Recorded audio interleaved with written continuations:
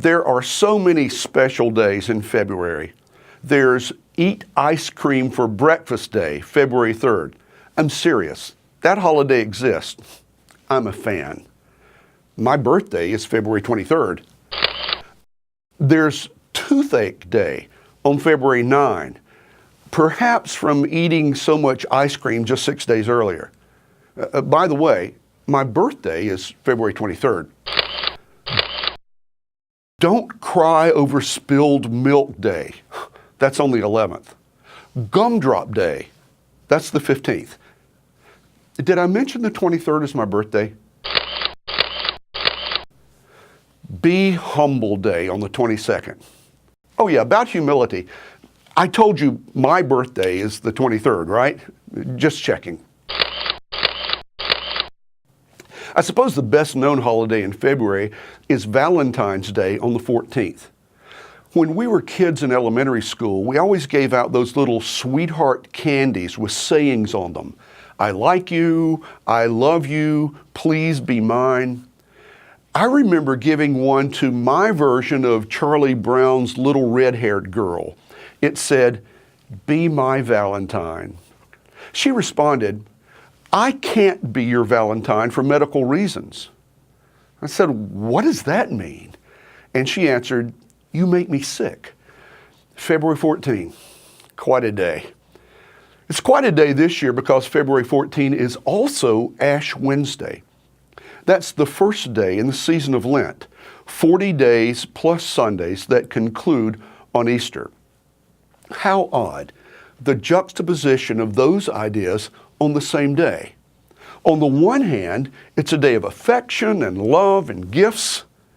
On the other, it's a day when we think of self-denial and betrayal and the cross.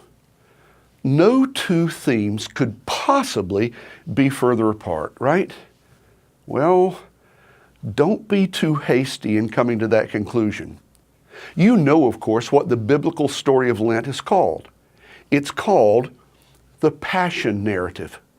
The story of the love Jesus had for us and has for us, and the lengths to which that love was willing to go. How did Jesus himself put it? Greater love has no one than this, that we lay down our lives for our friends, and you are my friends.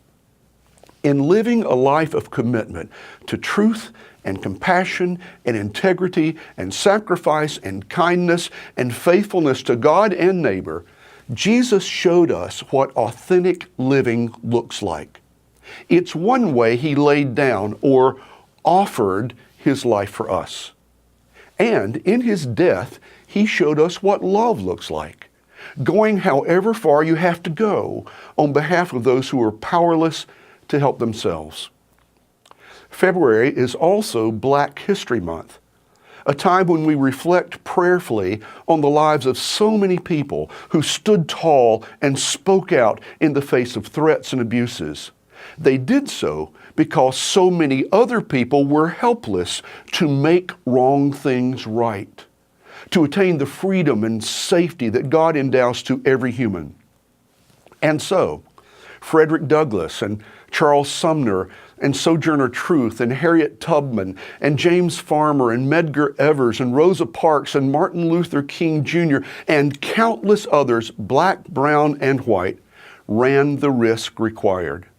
Sometimes they even paid the price, in Jesus' words, of laying down their lives. Their motivation was love. Love for people who were bruised and broken and could not help themselves. I think it is absolutely consistent that Valentine's Day and Ash Wednesday both fall on February 14, because each is about the reality of love and how, to be real, it has to be expressed to and for somebody else. So, whatever you may give up for Lent this year, here's my suggestion to make it more closely aligned with the witness of Christ. Take on the discipline of daily loving. Throw yourself into some activity or project or issue. Reach out to some persons who are lonely or grieving. Advocate for some group that is powerless. Sacrifice some time for the very young or the very old. That way, the passion narrative will become your narrative too. Happy Valentine's and have a blessed Lent.